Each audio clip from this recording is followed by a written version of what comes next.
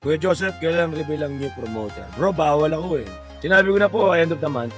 At ang Cuadro Alas na natiling number 1 sa rangkang, Juver kontra dating multiple world champ at Cuadro Alas sabay nalilipad kasama ang bagong promoter.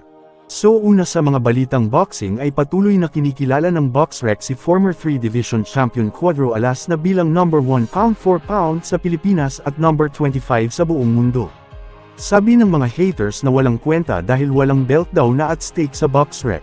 Pero ang hindi nila matanggap na ang BoxRec uses an automated point system based on fight outcomes as well as opponents' rankings from 4 sanction bodies and other statistical factors.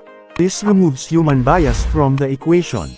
Sa ibang balita na si current OPBF Bantamweight champ Kenneth Law na may malinis na kartada na huling ng biktima noong nakaraang March of 2025 versus Keita Kurihara na tinalo via first round TKO, ay may malaking pagsubok na nakatakda ngayong darating na August 17 of this year sa Winford Resort and Casino Manila kontra naman sa isang veterano at dating multiple division champ Luis Concepcion na may kartada na 40 wins and 11 losses.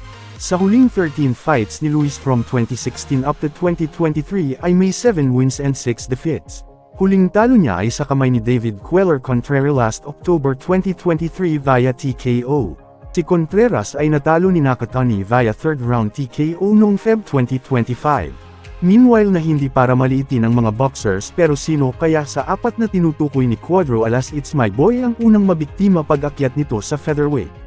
Sa post nito ay kanyang tinanong ang mga solid fans kung sino ang kanilang napipisil dahil yan daw ang ibubulong sa kanyang promoter.